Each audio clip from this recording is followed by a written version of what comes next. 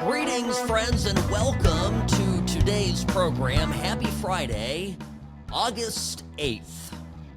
Well, this is an anniversary of sorts, and we here on the What's Right show will get into it because, of course, today's 3 days since the raid on Mar-a-Lago. This is a big day, and it ties into a lot of things that are presently unfolding. Sam Mirejovsky here, News Talk 840 KXNT. My email, sam@whatsrightshow.com. That's where you reach me. And of course, on X, formerly known as Twitter, @whatsrightsam. So what has happened in the 3 years since that fateful day? I remember waking up to the news that Mar-a-Lago, the home of then former President Donald J. Trump, had been raided by more than 24 FBI agents. They arrived armed without identification. There was a standoff between the Secret Service and the FBI. And very quickly thereafter, staged photos were leaked out to the media showing, I guess, a bunch of folders with classified all over them. And this was all done to gin up public opinion against Trump and begin to set the stage for subsequent indictments. This was the first bold, overt public act of Biden's crusade against Trump. So here's where we are today. And I've said this a few times, it just bears repeating. This event, this raid on Mar-a-Lago, this scandalous moment in our nation's history, is now the petard by which the Democrats will be hoisted. It's going to be the moment, the thing that draws them into potentially court in the Southern District of Florida, in a place that is, as far as jurisdictions go, for Democrats, hostile territory. And it is deserved. Because when I remember the raid, when I think about it, this was such an obvious and deliberate smear on Trump. It was an intimidation move. It was egregious by any measure.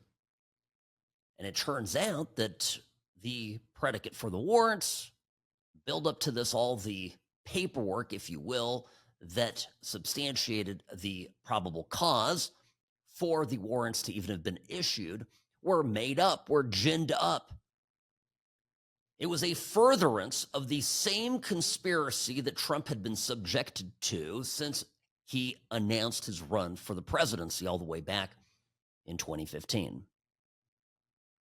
So let's take this apart. By the way, the human side of this, I always come back to this because Melania wrote her book, she published this last year, and she wrote in it about the raid, quote, "I never imagined such an invasion of privacy and violations of rights could occur in my adoptive country." Speaking as an immigrant from the Eastern Bloc, familiar with the Gestapo tactics of totalitarian regimes, was completely blown away by it.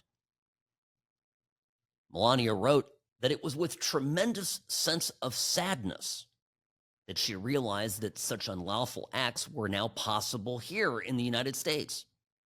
She wrote, quote, "Americans need to understand the dangers posed by a federal government that feels entitled to invade our homes and our lives."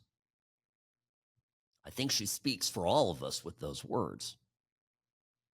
The possibility of similar abuses, Melania continues in her book, occurring domestically demands our attention and action. We must safeguard our liberties before they are lost forever. Now, the ensuing investigation involved even more egregious violations of privacy. The FBI obtained a bunch of surveillance footage from Mar-a-Lago.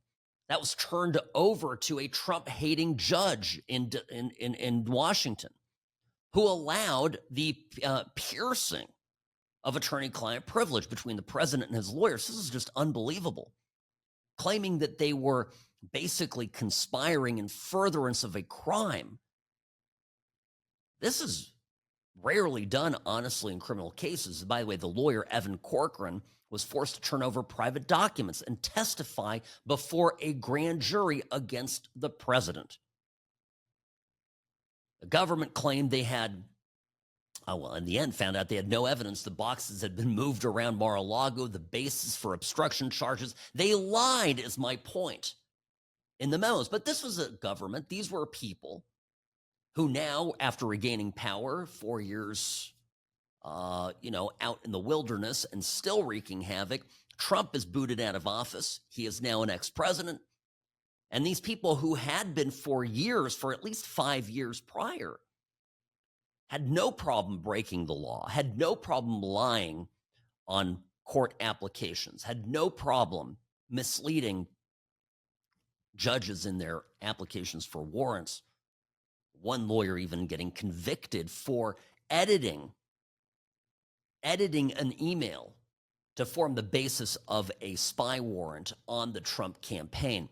This stuff was just par for the course. So they got comfortable, is my point. And it culminated in this public spectacle, which is what they wanted. They wanted a public spectacle. They wanted to get Trump. They wanted to punish him. They wanted to humiliate him. And it's backfiring big time. Had they kept this shady mess contained to the four corners of Washington, D.C., it would have remained in the District of Columbia courts. And I'm telling you, based on the kind of stuff you're seeing from Boasberg and others, that court is packed with Trump-hating leftist wackadoodles. But Florida was different. It is different. And the jury's different. There's a lot of Republicans. There's a lot of Cubans. I don't know if you know this. Cubans in Miami, whether they love Trump or not, they certainly do not like Gestapo tactics. They're in this country because they escaped a bearded man named Fidel Castro, who did this kind of stuff to his enemies, and worse. Like Melania writes in her book about, speaking as an immigrant, aghast that these types of things could happen in America, pretty much everybody in the South Florida jury pool, I think, would agree.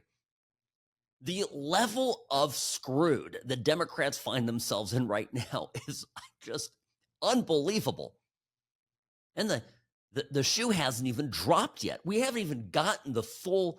It's being built. It's happening. It's gonna happen. I swear, folks. I know. It's a lot. I get emails every day.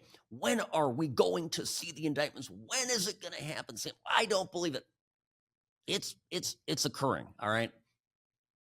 And I come back to the fact that they could have done just about anything to Trump, and maybe he would have given them a pass. But the raid on Mar-a-Lago, going through his wife's bedroom and closet, going through Trump's office, rifling through his stuff, was the absolute last straw. And if disenchanted Republicans, and I'm not saying disenchanted, I'm saying if leery and cautious Republicans who are worried that something won't happen, or worried that Trump's going to go too far, or just vacillating on this in either way, or Democrats who are, how could this be? How can you do that? Trump said he wanted to stop lawfare. No, the way you stop lawfare is you punish the wrongdoers. If these people do not get ground into a fine dust, these shenanigans will happen again to the next Republican, to the next American president. Their examples have to be made. Accountability has to come. And it's most likely to happen down in South Florida.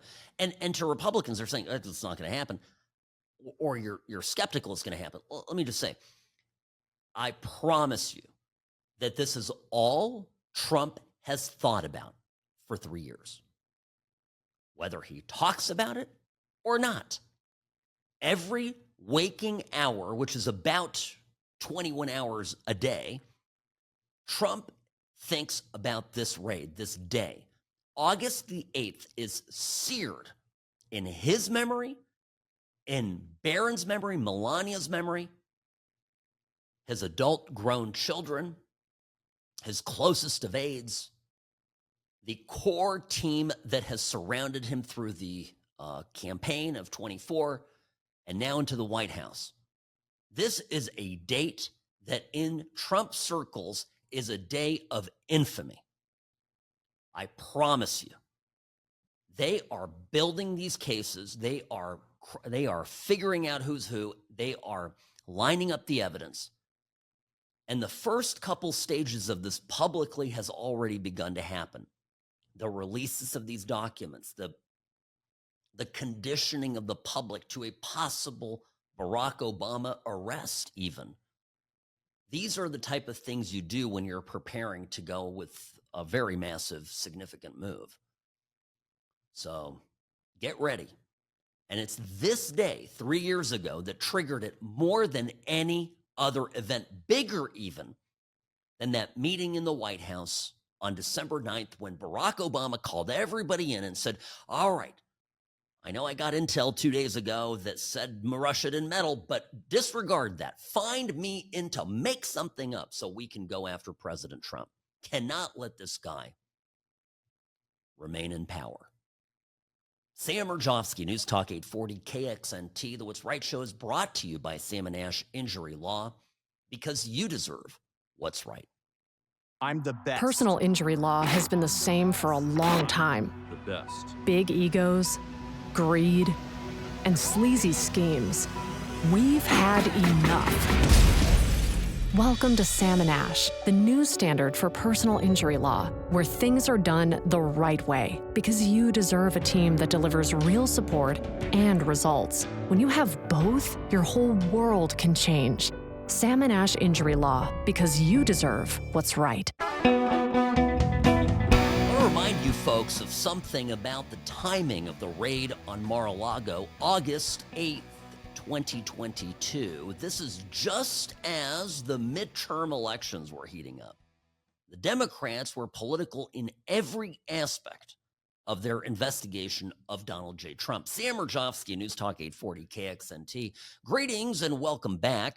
The What's Right show is brought to you by Sam & Ash Injury Law, the only law firm to trust for your injury case.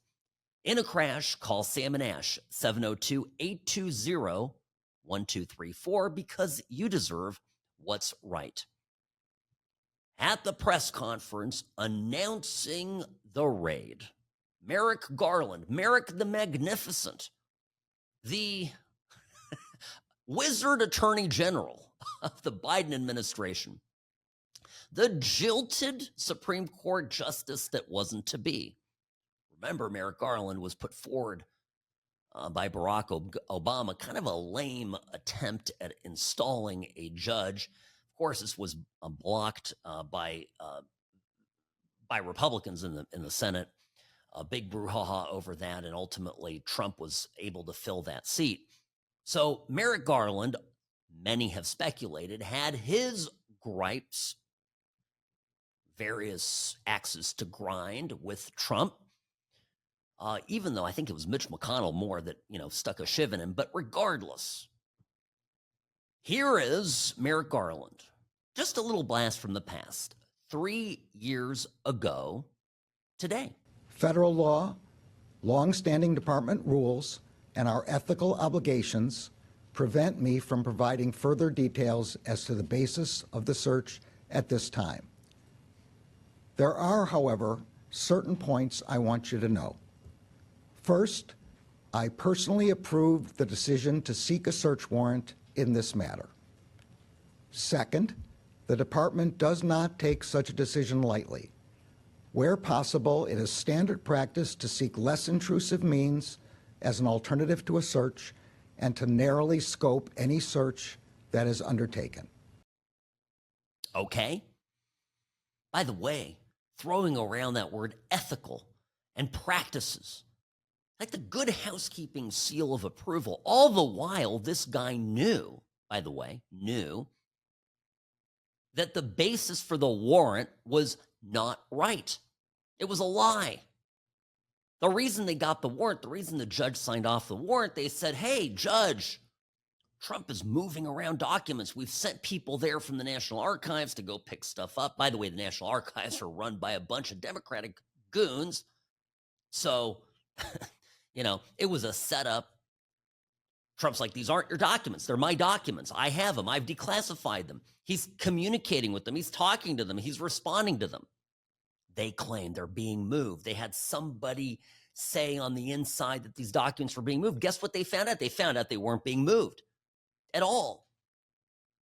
And given the depths to which these people stooped, the amount of lying and outright fraud that they committed, that we now have evidence of, to me, it seems the whole thing was all of it was made up.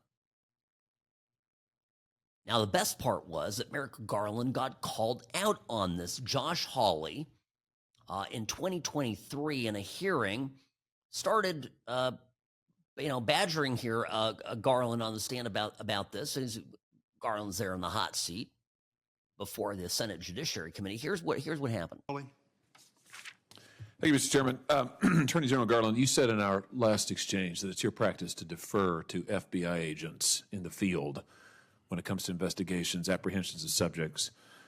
I was interested, given your answer, to read in this morning's Washington Post that the FBI is saying that you overruled them when it came to raiding ex-President Trump's personal residence. Washington Post reports this morning, showdown before the raid, that senior FBI officials who would be in charge of leading the search resisted doing so as too combative and proposed instead to seek Trump's permission to search his property.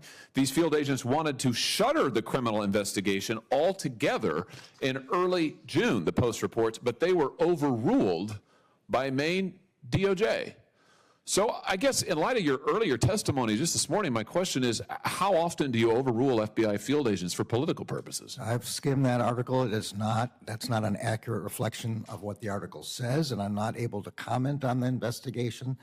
My comment earlier was about tactics on the ground in particular cases. Wait. You said it's not I'm reading to you from the article. Quote, senior FBI officials who would be in charge of leading the search resisted the plan as too combative and proposed instead to seek Trump's permission to seek his property, according to 4 people who spoke on condition of anonymity to describe a sensitive investigation, end quote.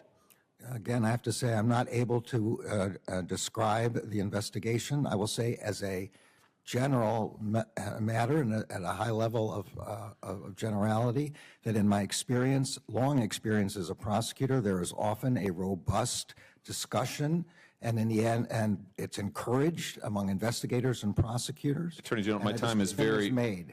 Yes, and you made the decision. I did. That's right. You said you did. No, I'm sorry. What I said was I approved the decision. So you didn't make the decision to raid? I approved the decision to seek a search warrant after probable cause was overruling the FBI agents who did not want to do so. That's what he's, literally in August after the raid, gets up and holds a press conference, says, I personally approved the decision. Then Garland, getting grilled in March of 2023, is asked about this. And he goes, no, that's not an accurate reflection from this article in the Washington Post that he personally directed this and personally approved it. Well, no, that's not accurate, he says, right? And Senator Hawley goes, no, it says you approved the decision. And Garland then admits, I approved the decision. See, he's one of the people that may very well end up arrested. And by the way, tied to Mar-a-Lago, so there we go. We're bringing it into the jurisdiction of the Southern District of Florida. Not good. Now, when we come back, I want to explain a little bit why it's not good, right? And I'll back this up with other people. I'm not the only person saying this.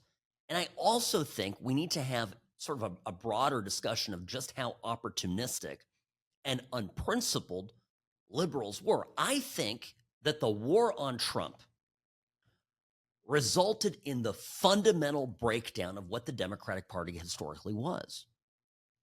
This is something not a lot of people are talking about. So I'm telling you, because if there's a moment in time where things fundamentally changed, it was when the Democrats threw everything out just to get Trump. Sam Mirejovsky, News Talk 840, KXNT.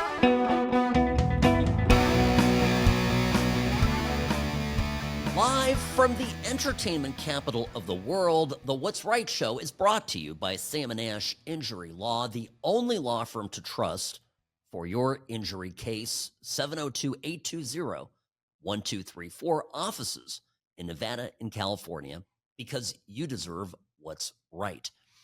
Friends, 3 years have passed since the fateful day that Biden's FBI and DOJ made the fateful error to raid Trump's personal residence, post-presidency personal residence in Mar-a-Lago in Palm Beach, Florida.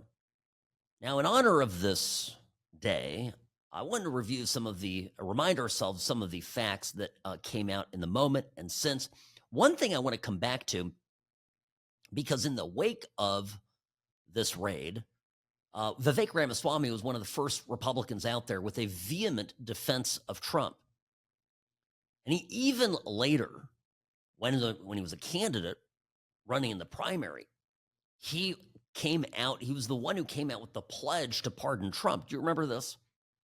Now, it's worthy of a reminder that Ramaswamy, and one of the reasons why I liked him from go, was that he took such a principled stand against the lawfare that Trump was being targeted with. This was a press conference where he was talking and challenging his fellow also-rans to sign the pledge. This is an announcement of a letter that my campaign has sent to every other campaign in this race, to Mike Pence, to Nikki Haley, to Larry Elder, to RFK Jr., to Marianne Williamson, to Doug Burgum, to Perry Johnson, to Chris Christie, to Ron DeSantis, the governor of the state where we are today, who by any measure is not here today in his own state. I will tell you that we have sent this letter, and I'm happy to announce this is my commitment on January 20th, 2025, if I'm elected the next U.S. president, to pardon Donald J. Trump for these offenses in this federal case. And I have challenged, I have demanded that every other candidate in this race either sign this commitment to pardon on January 20th, 2025, or else to explain why they are not. And I will tell you something. It's going to be difficult for those other candidates to sign this letter. We can never forget the Mike Pences, the Chris Christies, okay, that basically were silent or were gleeful. We're glad we're on the side of Joe Biden's, if you can even give him ownership of it, plot against Trump. This is where we truly discovered, beyond just the events of January 6th in the wake of it, we discovered on that day, in August 8th, 2022, when the feds raided Trump's home, just how many traitors we had in our own party. Now, the very first person to begin untangling this web of deception, going back to the Russiagate memos, okay, the Russiagate investigation, was Devin Nunes, who was in the House of Representatives. When Republicans came to power, he got a lawyer on his committee to start looking into the origins of the Russia collusion hoax. Now, who was this young Indian-American lawyer who was working on Devin Nunes' committee? Well, small reminder here, was a gent by the name of Kash Patel. Kash Patel has been on the case investigating this from well before becoming the head of the FBI under Trump. So prior to becoming FBI director, he had a comprehensive lay of the land of everything that the Democrats had done. To each and every one of you that is concerned, is worried that Trump isn't going to follow through on this, isn't going to burn these mother effers to the ground, I don't, look, again, I said earlier it's going to happen. I don't control Trump. Sorry to say. Sometimes I wish I did, but generally I let him do it because he's doing a hell of a great job. Now, I just can tell you what I think with great certainty is going to happen, and you do not put the guy who literally wrote the Devin Nunes memo, the Nunes memo that was released, when was it? It goes all the way back to, the memo came out, the memo came out, it was in 22. So it came out in 20. It was and it was Kash Patel who drafted it, and it went through systematically all of the FISA applications going back to Carter Page. It went through everything. He interviewed 60 witnesses, and he basically went through. No, it was released in 2018. Thank you, February 2nd, 2018. And in it, 60 witnesses, and Kash Patel went to each and every one of them, and he called it the 3 C's. And he basically, but the big one was, do you have any information that Trump campaign colluded with the Russian government? Right? Is there any collusion? Is there any cooperation between Trump and the Russians? And the shocking thing was, as he went through everybody responded no. And actually, a lot of people don't realize is Kash Patel was tasked by Nunes to find out affirmatively what the situation was, because the Republicans wanted to know if Trump was actually colluding with the Russians. The House Republicans would have turned on him, and that's because we are a party of principles. I mean, I hate to break it to you, Trump haters out there, your party is not. Republicans would have bailed on Trump en masse, not just the opportunists like Chris Christie and Pence and Nikki Haley, but everybody. We're not in the colluding with Russia business.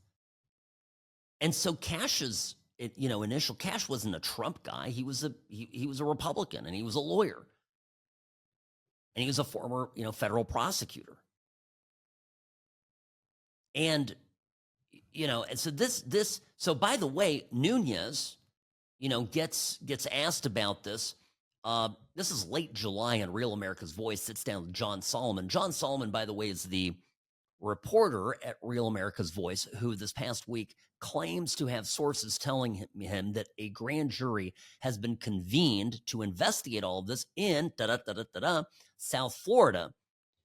And so here is Devin Nunes touching on why this is important, why venue is important in South Florida, and how the Democrats stepped in it by, again, this is the guy that, with Kash Patel, from the very beginning, is researching all this, telling us why it's important. The Mar-a-Lago raid actually will end up screwing the Democrats over big time. The raid on Mar-a-Lago. Yeah. So this continues. Same people doing the same nonsense, continue this hoax, and raid Mar-a-Lago, which I believe we need to see what were they actually looking for when they went to Mar-a-Lago. Yeah. I think that's an important key, and that the statute of limitations has not run out on. And maybe, just maybe, it was Russia collusion evidence. My guess is that it was. That's my guess too. That's a guess. Yeah, no, we don't know. Yep. But all related, all the same people. They raid Mar-a-Lago, unprecedented on the home of a former president at the time. They raid Mar-a-Lago, same people, same hoaxes, same everything, but with the power of the Justice Department, with a fake special counsel, this guy Jack Smith. Yep. all. It would tie it all together. Might of the wouldn't it? So government. there's all of that needs to be looked at, and hopefully justice will prevail. Nunez is a Trump insider. You know what he does now, right? He's the head of Trump's Truth Social company. Him and Trump are very close. Nunez is the guy who's works with Kash Patel, builds up the original case, presents it to Congress. The investigation doesn't go anywhere, and eventually Democrats kill it. Blah, blah, blah. Okay. But he is laying out for all of us, you kind of sort of blink and you missed it, but he's laying out exactly what the DOJ under Trump is going to do. And when he says, hey, this raid 3 years ago, it's within the statute of limitations, any statute of limitations for pretty much any offense, because I think the shortest for any of this would be about 5 years under federal law. So it's within 5 years, 3 years ago, right? And what were they looking for? And all the Republicans have to do, and those of you out there who are rage emailing me right now about this and how this is the same thing that Trump complains about, and it's tit for tat. Okay. What if I accept your premise that it's retaliation? The retaliation has to happen, but Nunez, well, it has to happen because otherwise this has to be the disincentive for the next president, whether they're Republican or Democrat.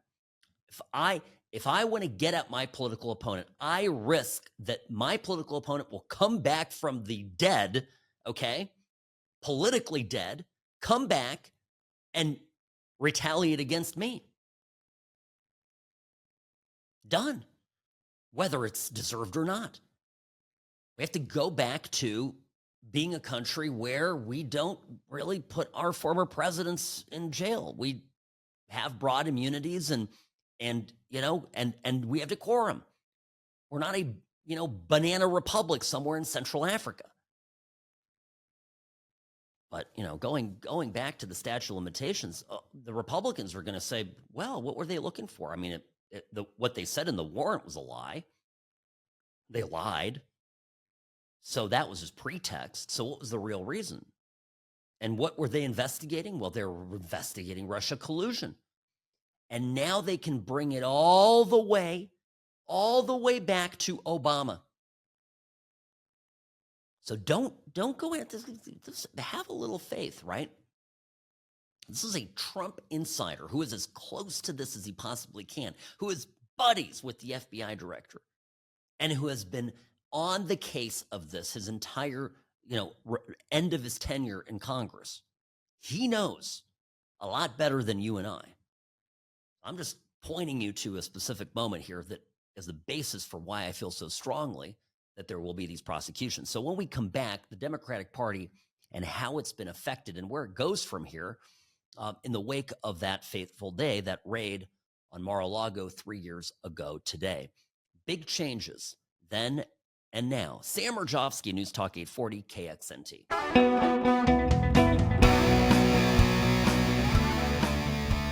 Welcome back. Sam Mirejovsky here, News Talk 840 KXNT. The What's Right show is brought to you by Sam & Ash Injury Law. I would describe the next 2 years for Democrats as the moment where FA meets FO. If you know what those letters stand for, you realize it's not going to be good for our friends on the other side of the aisle, the people that cheered the merciless torment of President Trump, both when he was in office and when he was defeated in November of 2020. I'll give you another little bit of breaking news here today. Earlier today, we found out that the Department of Justice is investigating Letitia James, not just for mortgage fraud, but for violating President Trump's constitutional rights. She specifically targeted President Trump. Pam Bondi has signed off on the probe. Subpoenas were sent to James's office. There's a grand jury underway in Albany, New York. The DOJ is going after James because she then took then former President Donald Trump to court simply because she didn't like him and she campaigned on him. How many times have I played, by the way, the tape? I'm gonna get Trump. I'm gonna, yay, yay. All the, the Democrats out there, yay, yay, get Trump, get Trump. This is where it all went wrong.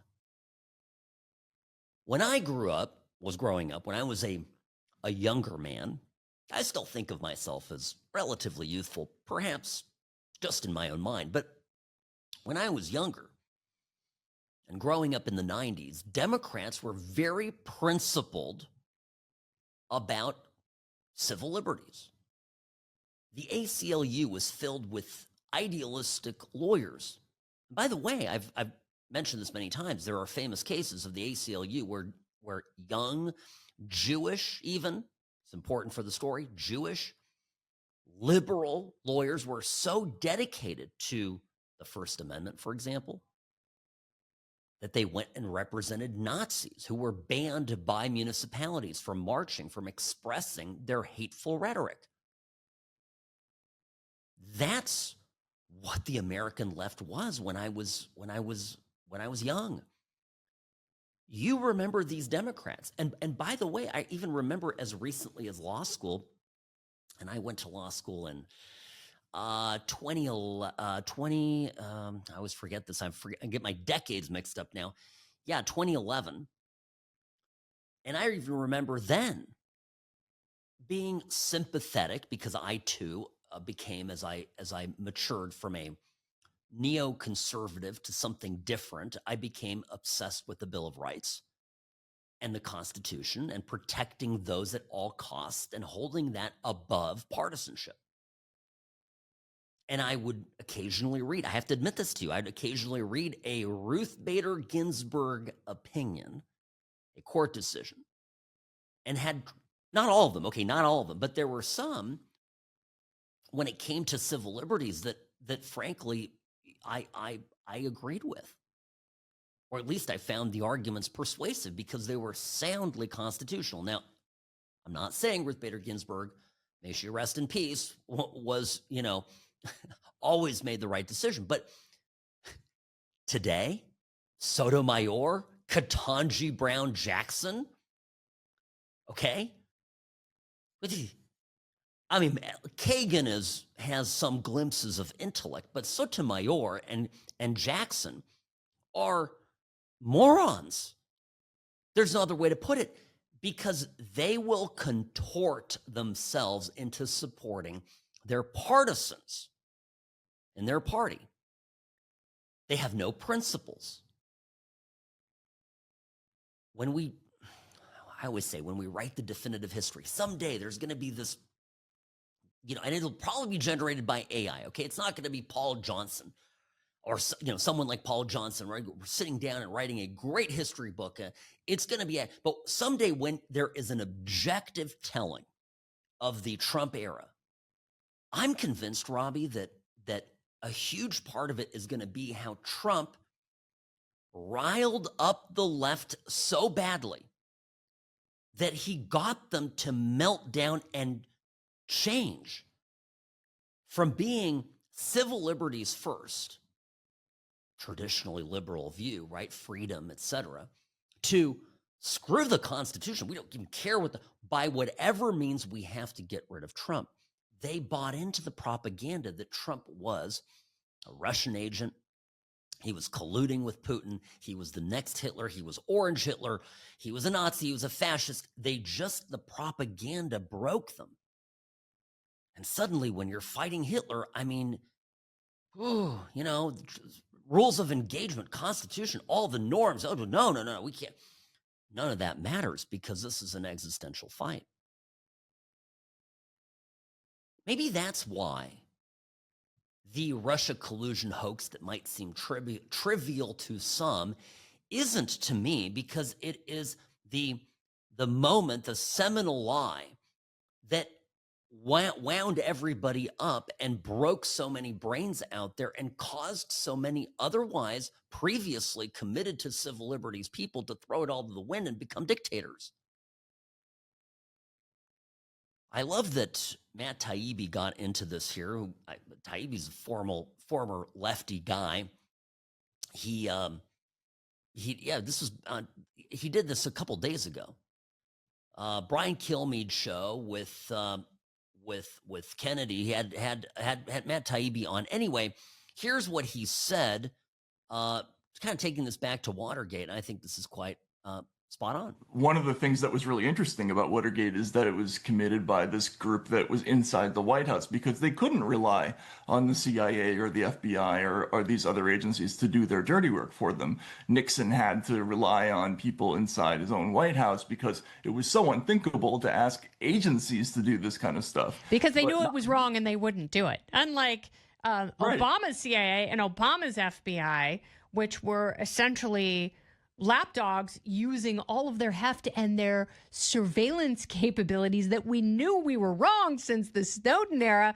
And this is what civil libertarians were warning against when we learned about all of that stuff. This is exactly right. It just all went out the window. It's funny because a lot of liberals, my teachers, growing up always talked about Watergate. This crime against Trump, these crimes against Trump dwarf Watergate. It implicates the entire government. And the libs all went along with it. Sam Mirejovsky, News Talk 840, KXNT.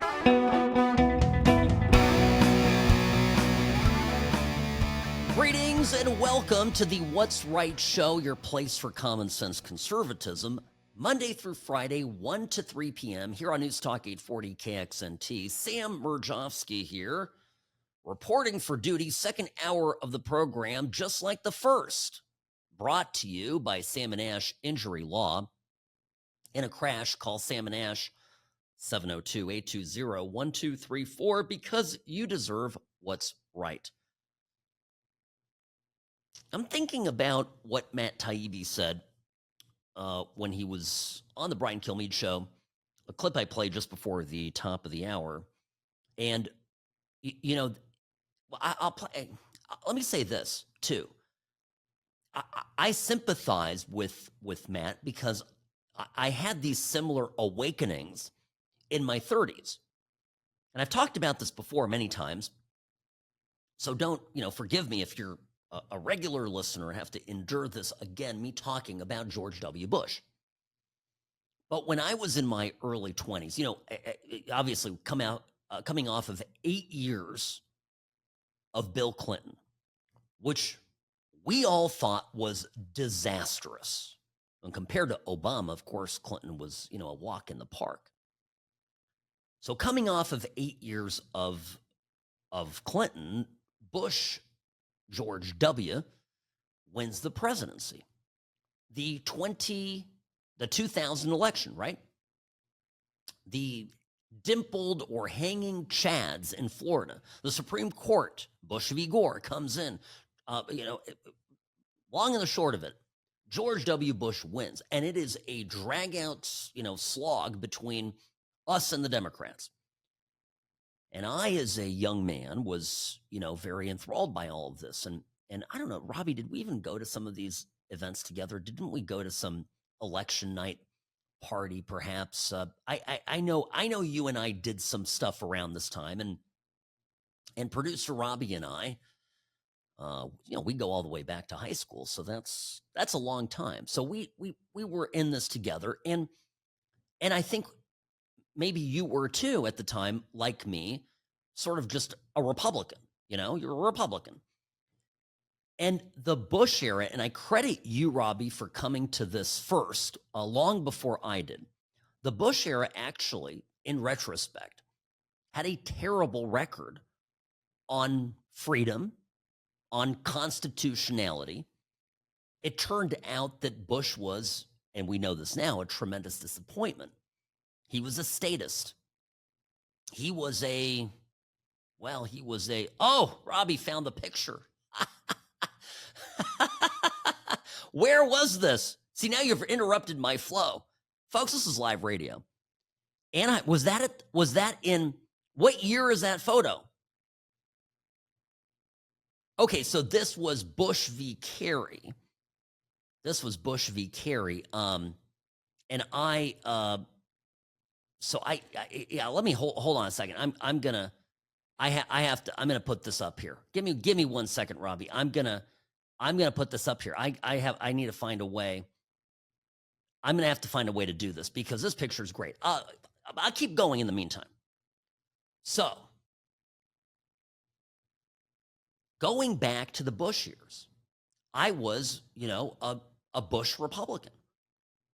And and as I learned more, as I read more, as I saw TSA, okay, warrantless wiretaps on Americans, the revelations of Edward Snowden. My first reaction to Snowden is, what a traitor. My second reaction was, oh my gosh, we're spying on Americans. We're violating the Bill of Rights. Our founders must be rolling in their graves.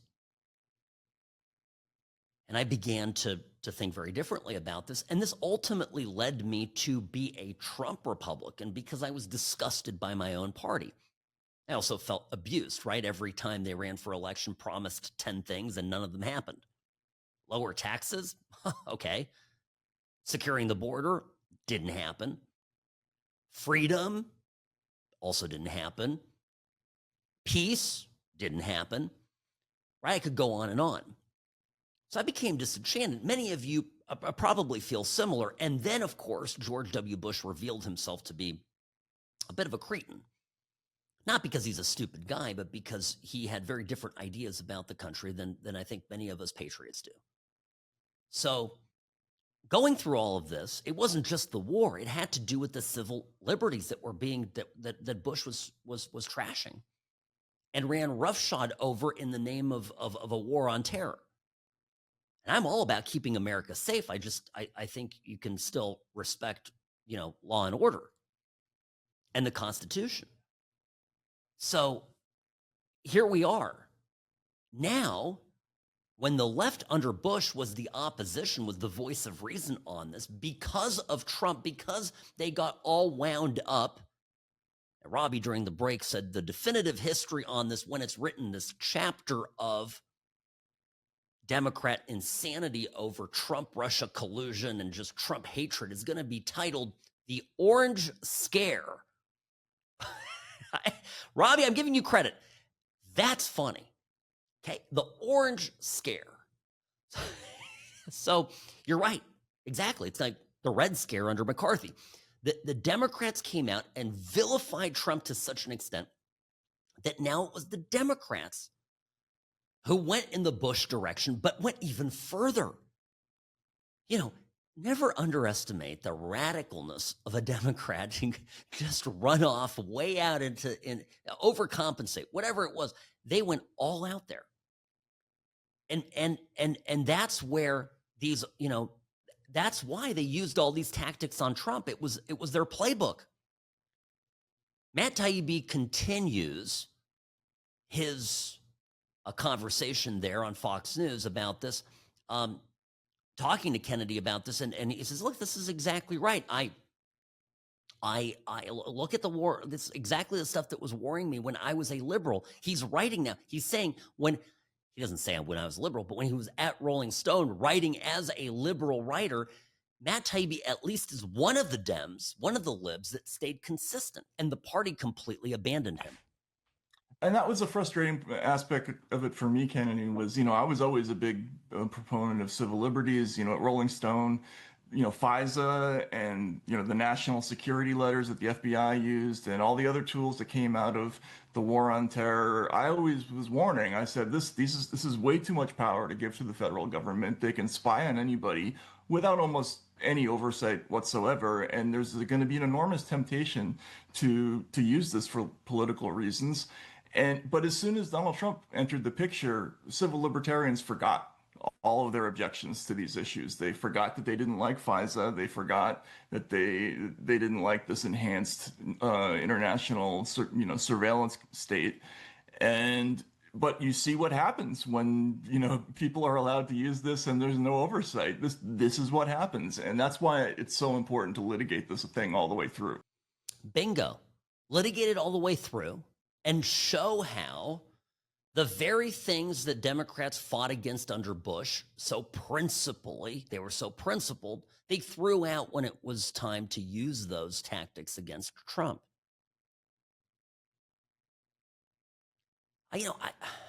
This is like what bothers me about intellectual dishonesty.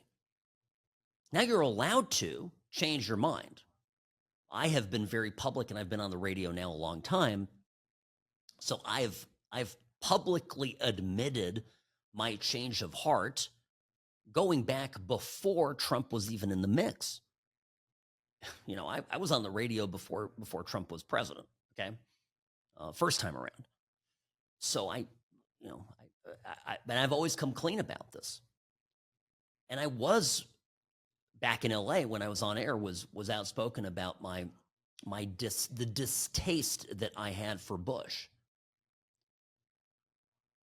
And really, if you think about it, the Obama years culminating in the Russia collusion hoax were an extension. This is going to be radical, an extension of the George Bush presidency. Obama took the expanded powers that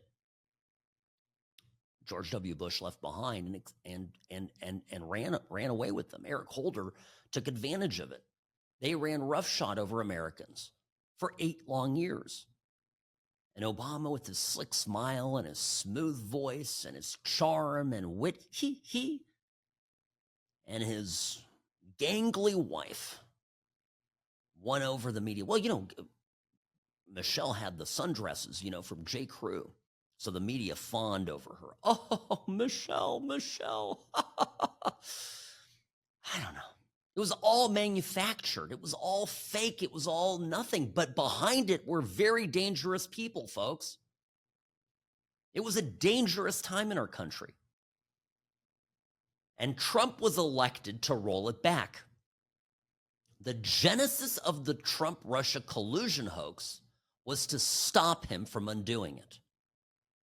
The reason that Obama went to Trump and said, the one thing I ask of you, let me just tell you, Mike Flynn, don't do it. And then the whole thing they ran on Flynn, Carter Page, and everybody in the Trump orbit, and on Trump himself. James Comey, director of the FBI, meeting with Trump when he's president and Trump is his boss, not telling him that the basis for the intel about Trump and the hookers in Moscow peeing on the mattress, whatever the hell that all was none other than a opposition research memo drafted by Hillary Clinton's campaign. It was all a scam. And people need to go to jail for it. That's what I think. Sam Mirejovsky, News Talk 840 KXNT. Back in a moment. The Salmon Ash team, they wanted me to have the best care. They had my interests at heart. I have an enormous amount of gratitude. I cannot say enough thank you.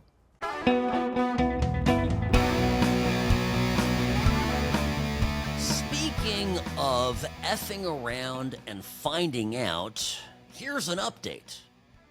The sheriff in Boston, in Suffolk County, Massachusetts, his name is Stephen Tompkins, was booked on federal extortion charges after trying to, here's the thing, $50,000 from a cannabis dealer trying to do business in the city. Sam Mirejovsky, News Talk 840 KXNT. The What's Right show is brought to you by Salmon Ash Injury Law.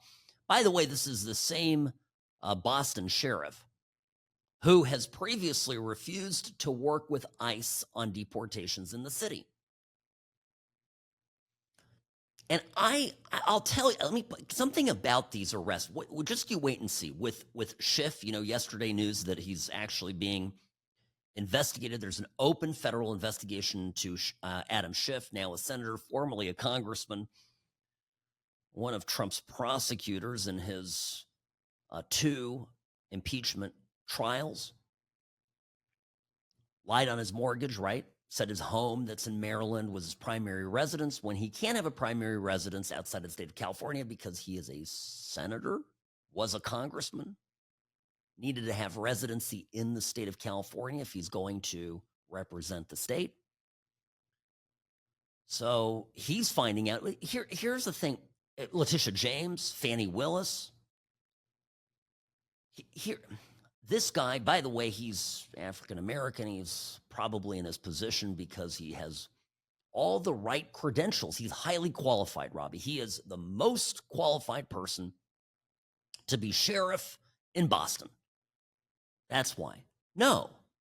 Fannie, Letitia James, this guy, Sheriff Tompkins, and even Adam Schiff, because they're on the Dem side, because they're libs, because the system protects them, they know they've always existed in a world where they're not going to suffer any consequences for their bad actions. Previous to Trump, when Republicans come to office, they try not to make waves. A Republican, like let's say George Bush, didn't go in and fire too many people at the Department of Justice. You know, get the career people in there. Previously, when his father, George H.W. Bush, was in office, same thing. Even Reagan tried to be collegial. For my entire life, when Republicans get into office, they make some changes, but generally do not go in and go scorched earth on Democrats. They don't look under rocks. Occasionally, if there has to be a prosecution, if something is egregious, they do it. And Republicans almost apologize for it. Oh, we're so sorry. I understand the bad optics of arresting a black Democrat. Oh, this is just so sad, so bad. And really, here's why we're doing it, because, you know, here are the crimes. And it happens so rarely that a lot of these people just thought they could, they don't practice even common sense on hiding their illicit acts. Let's talk about Fannie Willis. Remember Fannie? Remember the stuff that she was doing with her, you know, her lover, hiring him into a position that was then getting public money to the tune of hundreds of thousands of dollars. I think he was all in all compensated about $700,000 for his work on the Trump prosecution. The two of them were going on lavish vacations. She was paying him with public funds, right? And then he was paying for their cruises, their trips. These weren't just the trips to D.C., conferring with top Democrats there, including members of the Biden Department of Justice. This, by the way, loops Fannie Willis in with this RICO conspiracy case because they colluded. Okay? Just wait, this is going to be amazing. No, it was private travel.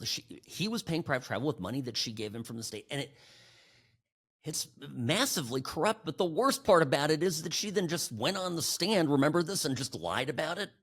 Well, no, I reimbursed him. Well, Madam Prosecutor, Ms. Willis, how did you reimburse him? Well, I gave him cash. Okay, that's a lot of cash. Where did you get that cash? Do you have records of it being withdrawn from your bank account? Because, you know, it's either there or it isn't there. No, I just keep cash. Oh, well, what do you mean you keep cash? Well, what was the term, Robbie? Cash is fungible. I get amazing. I bet you didn't know this, Robbie, that if you just wait long enough, there'll be little like pockets of cash that begin magically growing in your house. Fannie Willis told us, my daddy always told me to keep cash around. So I did.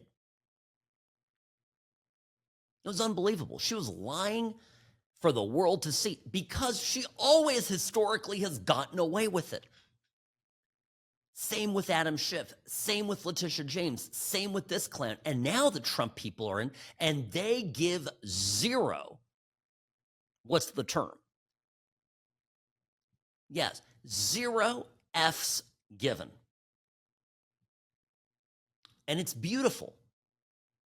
So if you're a sheriff and you decide you're going to take a stand against Trump and out ICE agents operating in your county, in your jurisdiction, oppose Orange Hitler.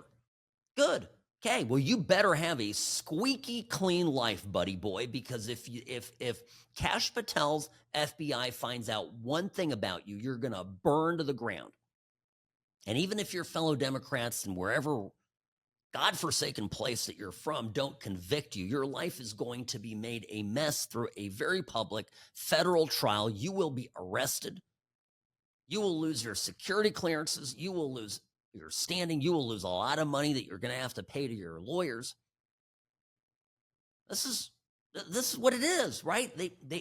Trump did not start this fight. And anytime you hear somebody tell you, oh, there's just the Republicans doing the same thing that the Democrats did. The Democrats are doing the same to Republicans. It's just a cycle. It's just a cycle. In 2016, when Trump was running for president, there's a lot of lock her up chants. Remember that? Lock her up. Hillary, lock her up. Well, did he? No. Became president, people asked him, are you going to lock her up? He goes, no, you know what? We're going to move it. We're going to move forward here. We got a country to run. Trump took the high road. That guy that you keep calling Hitler, he took the high road. And the guy that you said was the quote-unquote adult in the room, Mr. Non-Compos Mentis, Weekend at Bernie's, Biden, auto pen, that guy ended up burning the whole system to the ground. Who would have thunk?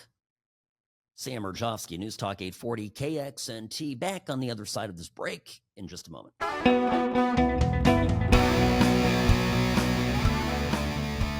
Rarely wrong, always right.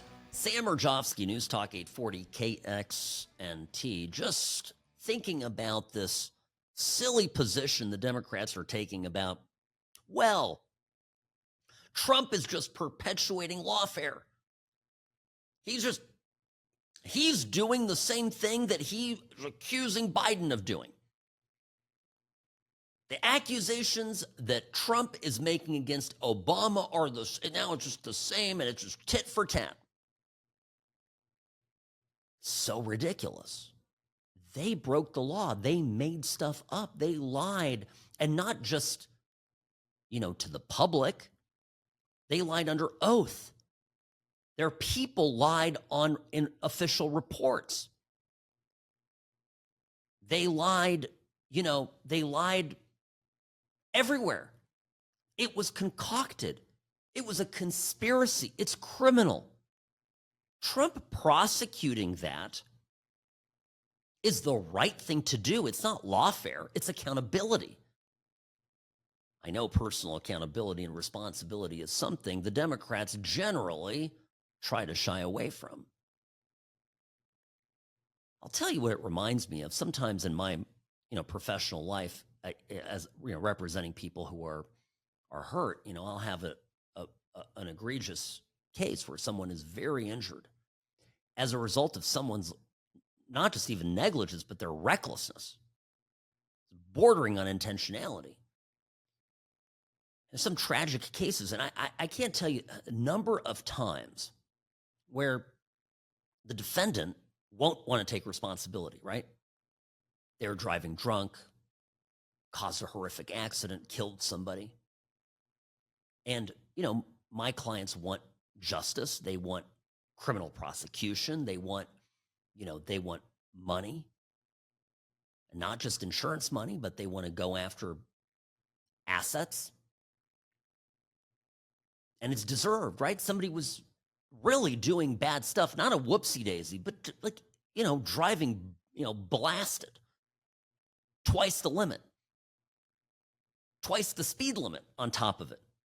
These are the kind of horror cases that I work on. They're heartbreaking.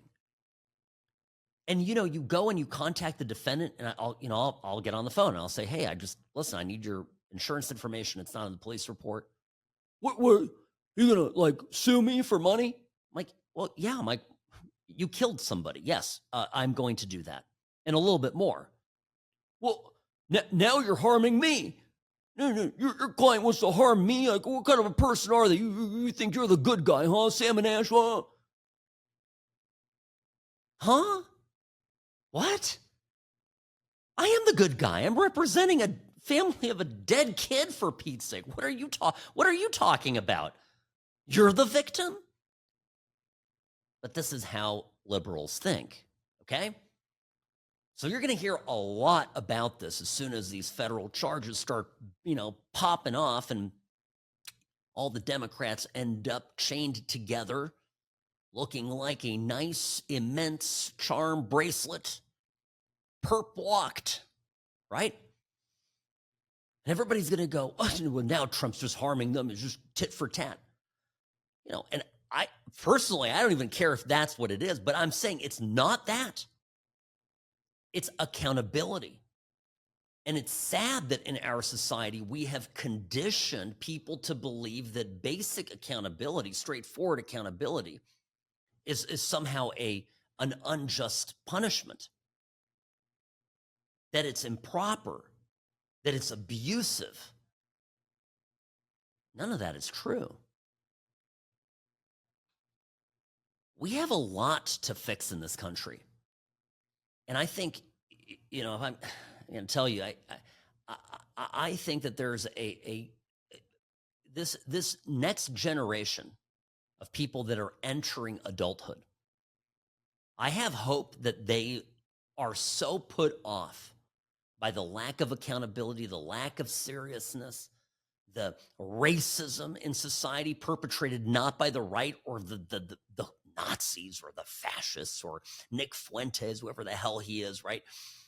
But rather coming from institutions, right? The institutionalized racism is actually DEI, is actually the heinous practice of putting somebody in a position simply because their skin is darker than another more qualified applicant. These are the things that we have to get beyond. And, the Trump presidency 2.0, which, by the way, is going great. It's going great. And even the haters have to admit this. The Trump 2.0 presidency is a reset on the entire volume of BS, bull crap, that is, well, Sam, that's not BS. I know, can't say it on air, but it is a reset on all of the insanity that the left has perpetrated against this country for the last 30 years. And Trump is single-handedly just running over it like a bulldozer, ripping up DEI. I blink every day, Robbie, there is a school that is getting violated up the yin-yang by the Trump DOJ, Department of Justice, and the Department of Ed. UCLA was the latest victim. What did they pull? $500 million worth of funding from UCLA? Oh, you thought you could just continuing being racist pigs? You could just continue your racist practices even though the Supreme Court has ruled against you and this new administration is going to enforce that decision. You just thought you could keep doing it? This is the mind warp of the left. Nope. You're not going to get another cent of federal funding. These institutions don't know. They don't even know what hit them. It's just one element. The border, immigration enforcement, law and order. This is all real. By the way, Frank Luntz yesterday on CNN, I think it was on CNN, he basically came out and he goes, look, Trump is doing everything that the Republicans hoped he would do, and they're loving it. They're loving it. He's wildly popular. So here's Luntz. This is just, and he's almost depressed about it. If you voted for Donald Trump, this is exactly, almost to the letter, what you wanted. You didn't mind about the anger. You didn't mind conflict between the Republicans and the Democrats. What you wanted was to make a border safe and secure, which they've done. What you wanted were tax cuts, which he's done. What you wanted was cuts to spending, which he's done. Element after element, he delivered exactly what he said he was going to do. And that's why his own voters believe that this has been an incredibly successful presidency. Bingo. It has been. We, the voters, we, the electorate, are extremely pleased, okay, to have this, have Trump fulfilling his campaign promises. And incidentally, yesterday I mentioned that Trump would be federalizing law enforcement in Washington, D.C. to save our capital. I mentioned this.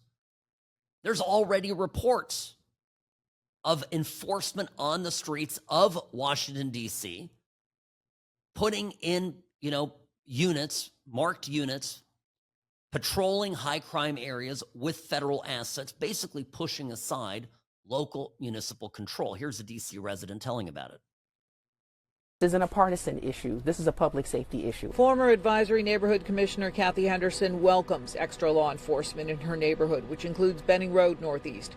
It has struggled with a resurgence in drug and violence problems in recent years. She says she supports the request that U.S. Attorney Jeanine Pirro made to the D.C. Council today. Pirro asks them to reconsider 3 laws dealing with young offenders: the Second Chance Amendment, the Incarceration Reduction Amendment, which is coupled with the Second Look Act, and the Youth Rehabilitation Act, in order to toughen penalties on people under 25 who commit violent crimes. We have an individual that committed a murder when he was 16. Because of the legislation, he was given a sentencing reduction, so he was allowed early release. This person, whom we wrote a community impact statement for, and we submitted it recently to the court, he committed another homicide. Of course he did. If you don't punish crime, you'll get more crime. It's a no-brainer. And it affects everybody.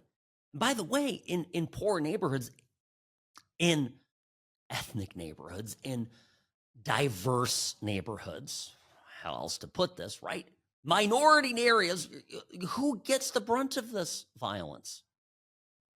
It's the minorities. And I don't rejoice in that at all. It doesn't, I don't look at these Democrat voters going, well, they voted for that, they got it. These are innocent lives that are being taken. It's heartbreaking, okay? And Trump will demonstrate that through law and order, through Trumpism, okay?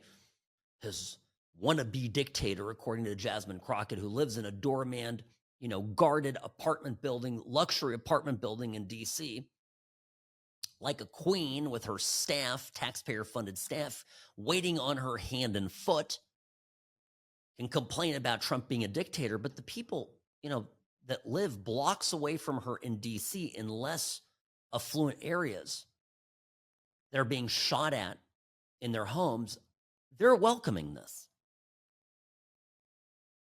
The impact of the Trump presidency is enormous. All right, I'll be right back. Sam Mirejovsky, News Talk 840, KXNT. The What's Right show is brought to you by Sam & Ash Injury Law. In a crash, call Sam & Ash, 702-820-1234, because you deserve what's right.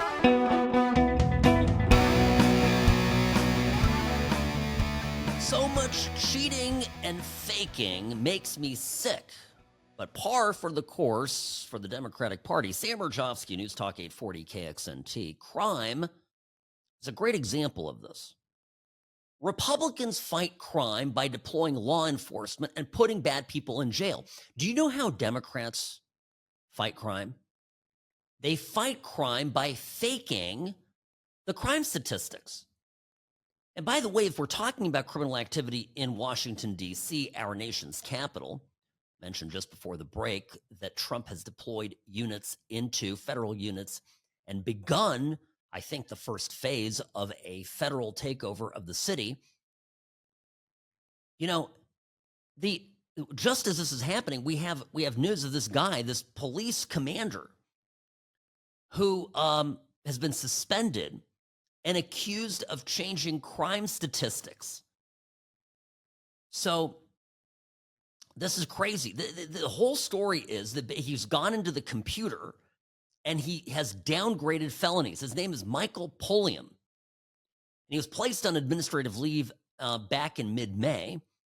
And they say basically supervisors in the department manipulate crime data to make it appear that violent crime has fallen considerably compared to last year. Every night, I look at the news and I go, I hear the mainstream media talk, but crime is down, but crime is down. Remember the FBI statistics under Joe Biden?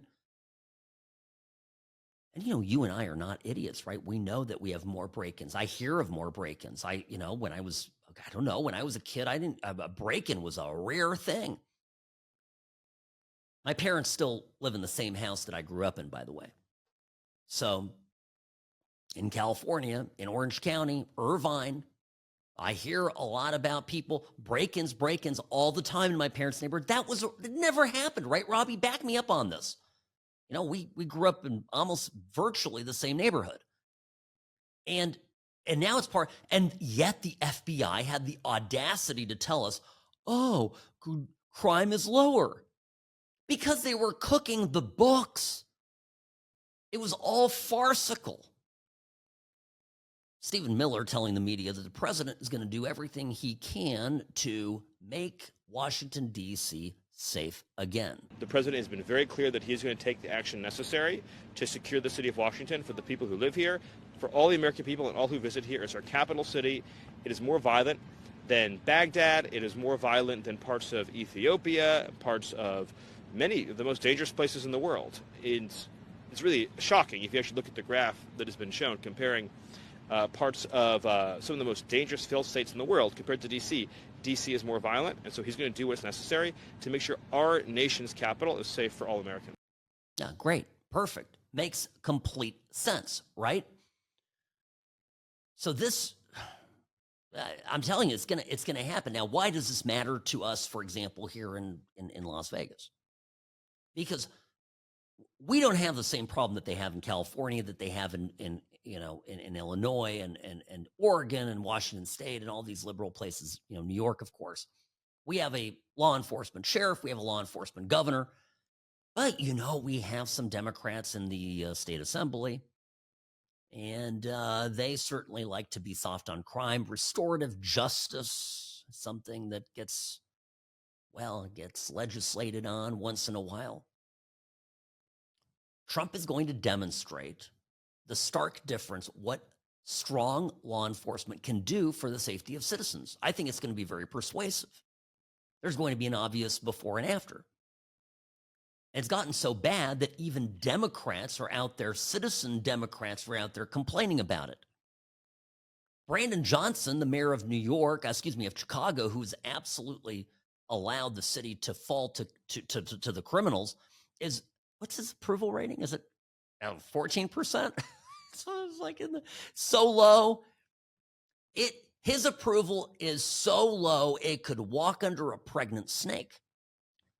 So that's the story. So anyway, I'm pointing this out. Things are happening. All right. So here's the report. Local channel NBC4, the White House has ordered enhanced law enforcement in the District of Columbia. President Trump, it's not a secret how he feels about violence in the city, and it's resulted in this. We are outside of Union Station this morning because the White House says you can now expect to see more police presence in touristy areas of D.C. In fact, there were several things announced by the White House yesterday. Check it out. For the next 7 days, and potentially longer than that, you can expect to see federal officers in marked units patrolling what the Trump administration is calling high-traffic tourist areas and other hotspots. We are not sure exactly what those hotspots are. The increase in law enforcement presence is supposed to start each night at midnight. We are talking quite a few agencies here, guys, just to name a few of them. Metro Transit Police, Amtrak Police, U.S. Capitol Police, the DEA, and the FBI. Perfect. They're all out there. Yeah, and And I was laughing when I seen the Amtrak car, but why not? Keep them busy, right? Get them out there. It's our nation's capital. Contrast this with the sad reality last week in Cincinnati. And in Cincinnati, you had the beatdown of those people attending the jazz festival, had a racial attack. The mother, single mother who was beaten to a pulp when she was unconscious, has been speaking out and doing media. I think this is really good, too, that she's talking. I think she went on, it was Laura Ingraham, and her name's Holly. And she goes, she talks to Laura Ingraham about how there were no words exchanged and that this was really just a violent attack. No words exchanged? Not really. No, I mean, when we came outside, there were some racist comments. I guess some of the people that we were with were from the country of Russia, and there were a bunch of Russian comments and some people saying that they wanted to beat up the Russians. So I don't even know how they knew where they were from. And then there were some comments about, white people shouldn't be out here, or we're going to go night-night, you white bleep words. And so, definitely it was a little scary. And then when they started circling, there were, it was just an attack that should have never happened. And there were a lot of people in the attack. Now that some of the people have been arrested, they have rap sheets that go on for days. And especially the man who punched me in the face, he had just got out of jail a few months before and had felonies on him. And I don't understand why he was running the streets, and a lot of other people should have never even been out of jail to even do this to me or the others. Bingo. Go soft on the criminals, you get more crime. Trump will demonstrate what law and order is. He ran on this. It's another campaign promise that's getting fulfilled. So I think things are definitely looking up. Have a great weekend, folks. Keep the faith. Stay tuned. Sam Mirejovsky, over and out.